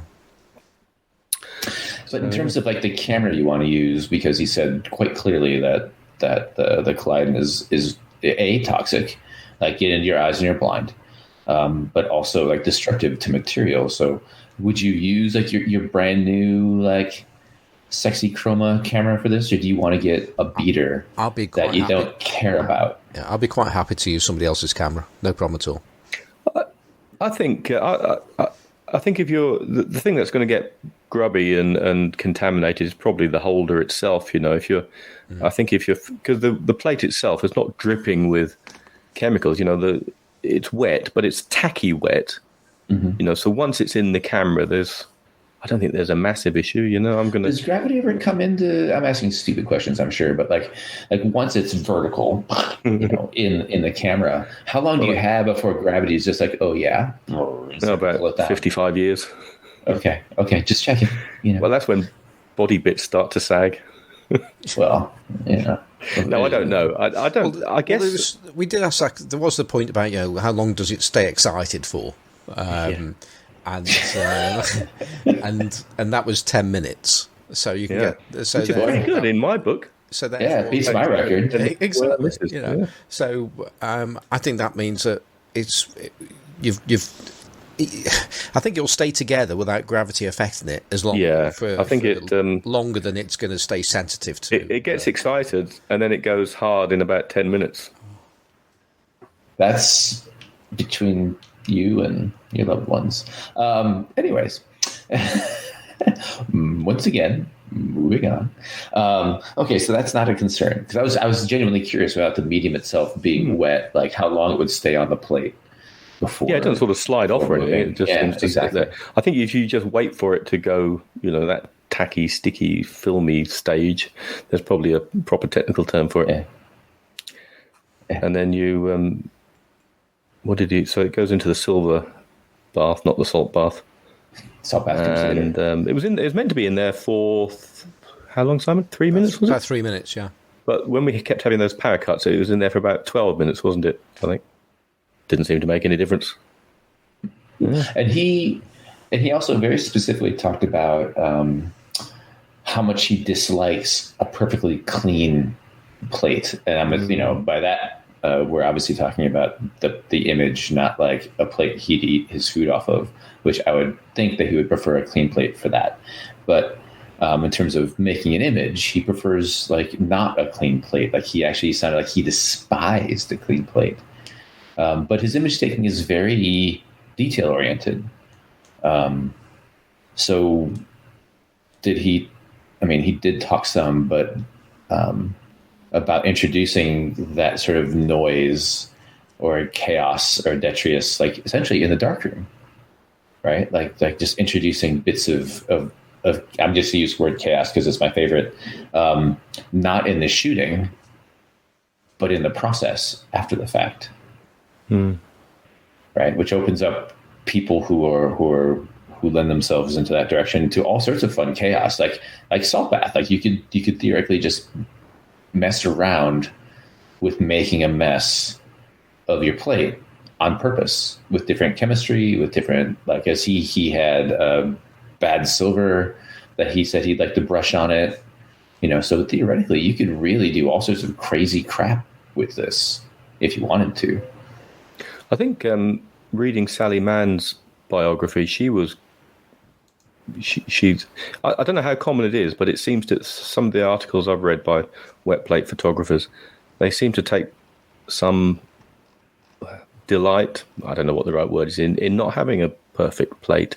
And sometimes they strive for it as, if you're doing it, if you're doing this out in the open and you get some contamination from the landscape, then that's a bit of the physical landscape getting imbued within the emulsion itself. So it takes on multi-layers of meaning, maybe.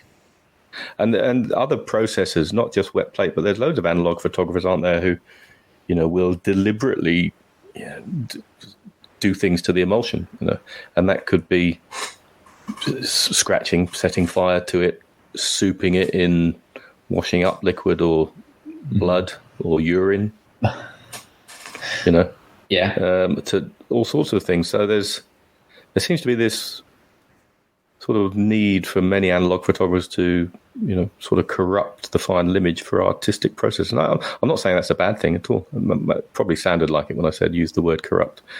But I certainly get where Dave comes from, and I like the idea of something of the landscape being. I know he's doing portraits, but I do like the idea of something of the landscape physically finding its way into the image somehow.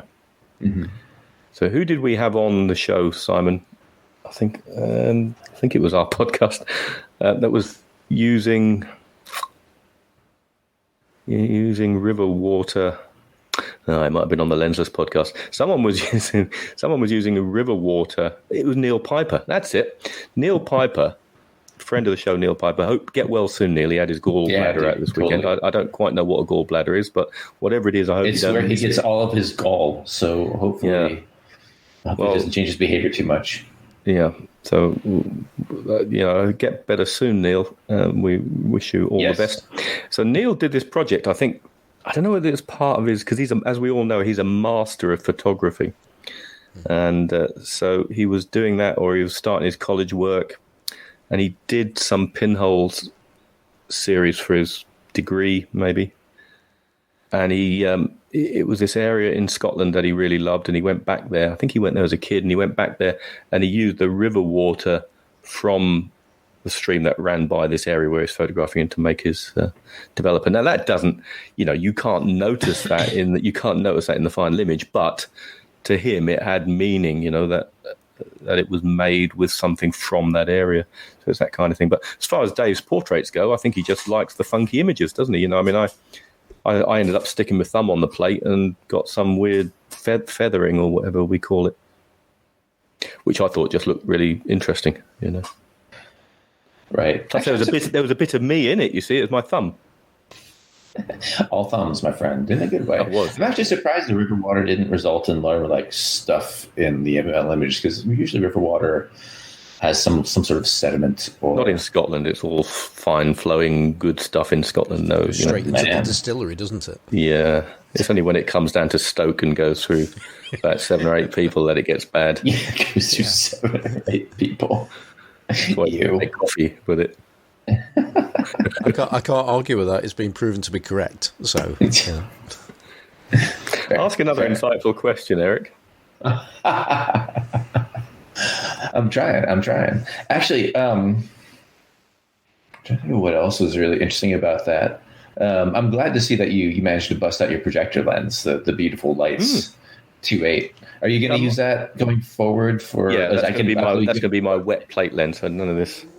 It's fine, isn't it? I might have referred to it in the podcast as a crappy projector lens, but actually it's really not, is it?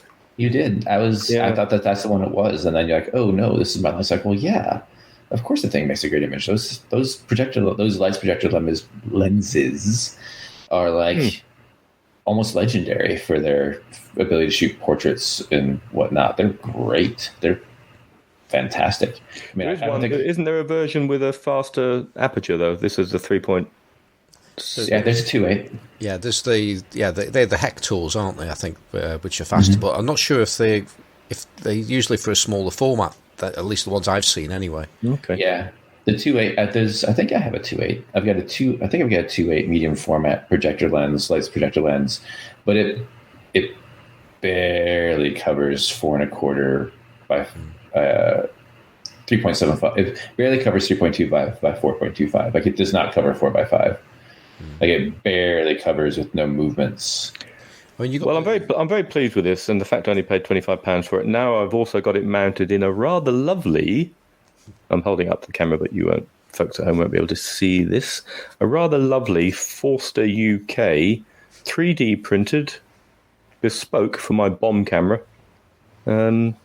Cheerio. Lens board.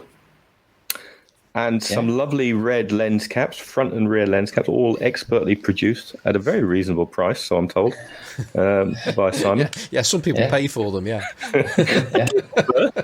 It's a deal at any price, my friends. It's a deal at any price. It was cheap at half the price, Erik, that's what I'd say. So at least, I'm assuming this one doesn't let light in. I haven't actually tried it yet. The wooden one I was using on the day that I crafted from a lens from some wood given to me by Neil Piper's father-in-law, or father-in-law, I think. I had to put some tape over because there was a little bit of light seeping around the edges. Wood is fancy, man. I usually use cardboard. You go. Yeah, it's all good, really, isn't it? I think it's all good, really. It's just that Simon offered to make the beauty of this one, of course, is that it's very much an Ooh, there you go. That was the noise of the barrels squeaking through the lens board. The beauty of this is that you can sound effect. You can move the lens that way, and you can move it back, and so you can get some extra extension, or Although the more you do that, the more the looser it's going to get, right? It's I don't think so. No, that's not. No, I wouldn't thought so. Right. Anyway, it's fine. I'll probably just leave it where it is, to be truthful. But in theory, you can move it backwards and forwards, just like that, just for the fun of it. Yeah. And for folks out there, I've shot another version of this lens on 6x. It makes a great medium format portrait lens. I've shot it with 6x6, 6.7, 6.45. It's a really, really nice portrait lens for medium format. On Sony as well, on full frame, and it's excellent on that as well. And because it's a smaller. As well. It's a smaller area for it to cover, so its circle of confusion on a 4/3 or even full frame is beautiful. But you get to a larger and larger format, that circle of confusion gets, relatively speaking, smaller and smaller towards the. Yeah, one of the things about using, I find that putting a lens onto a smaller format, generally you're almost getting diminishing returns, because for a few reasons. Image quality is one thing, because you're tending to be just using the center and you're not really getting the character of what goes on around the outside of the lens. But the other thing about using like larger lenses, when I'm talking more about using medium format lenses on full frame, is they're just big and they're heavy. And and there's very little to be gained for doing it. But when you actually start using projection lenses they're not heavy. And you're still getting some interesting effects from them, so they're full of character. So so I think they can be used and they can be justifiably used. Whereas putting a Pentacon 6 lens onto a Sony full frame or something like that, I just think it's just not worth the effort. From a practical point of view, on the day, of course, this session was all inside Dave's Imaginarium studio, and he's got these nuclear powered lights, so that was what enabled us to get with his ISO of 1 or whatever, maybe a bit less on his plate, right, to go inside and shoot under those conditions with one blinding flash. What was the power on those things? It was some huge amount of power, wasn't it, stored up in those batteries? 1.21 gigawatts, I think. That'd be gigawatts, wouldn't it, really? Well, that's how it was said on Back to the Future. Truth. It's gigawatts, actually. But anyway, no, I won't correct you too much. So like 10,000 watts. I'm drinking my espresso. So like 10,000 watts. It was an enormous amount. Yeah. I mean, the floor moved as much as that. You heard the lights go off in the recording there. But it was an enormous. This blast. And then we caused a power cut in the rest of the village after that. Towards the end. Yeah. I'd say usually most direct light photographers who are using strobe heads, it's like 5,000 to 10,000 watts of heads. Like they're blasting the out of it, which is why the old portrait studios essentially had an entire wall that was just window, for sunlight. I think that's what Dave mentioned. He said, I'm not Shane Balkowicz. I don't have a a lovely studio with a huge north-facing window. Yeah, you can Roof find even. in the United States on the opposite coast. If you go around to like small towns and large towns, you can actually find pretty easily the old wet plate studios, because the building themselves will have, out of nowhere, you'll be like wandering around, and then there'll be like a commercial building with, and usually up towards in the roof, like a huge thing of glass window, like just a wide open bank of window on a wall or in the ceiling. And the only reason that was there was because that was a photo studio in the 1800s. That's it. That's the only reason anybody ever built those things. So if you know what you're looking for, they stand like sore thumbs. Mark Osterman, formerly of the Eastman House, makes sort of a habit of, as he travels around New York, of saying, "Look, there's an old portrait studio." Click, and showing the buildings. If you follow him on social media, he's finding them everywhere. I'm sure there must be some in the UK, but I've never really noticed. Oh, yeah. But in America, old things in America tend to get left and new things built around them, whereas in this country, old things get torn down in order to make way for new things. Yeah, or built over the top of. Like, isn't all of London essentially like a series of like layers? Yeah. Like Rome, pre-Rome, post-Rome. Yeah, like you guys can't dig anything to make a building in anywhere without digging up like 20 bodies, an old church, and 50 Roman coins. Yep. Which is, and occasionally like the head of some old king. Anyway, it was a wonderful, wonderful experience, and I certainly will be. Do you think you might invest in some of the kit eventually, Simon? I know you're a bit of a tightwad, aren't you? So you probably won't. Well, that's the reason why I've been encouraging Robert Price to do it. So I'll just be his. Let's just make that go quiet. Stop playing video games while we're recording, Simon. Yeah. Stopped it. I'll try to. Playing Pac-Man or. But no, I'll be teaming up with Robert Price whenever I can. I think that's going to be the sensible, and I'll be his assistant, and I'll just carry his things around if he lets me have a go every now and again. Well, the approachable way to do this, it's not wet plate, but I've been doing it for, 5 or 6 months, is just like commercially done dry plates. Yeah.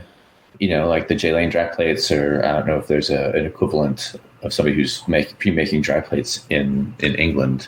Not in England, but YouTuber, what's his name? Lost Light Art. Mm-hmm. Lost Light Art, yeah. He seems to be making his own commercial. Russia, the Ukraine, as I recall? Yeah, something like that. He's making something that looks presented as, in the same way as, be careful what I say here, in the same way as Jay Lane is, but they're his own versions. I don't know much about them, but I saw that he's making them commercially available.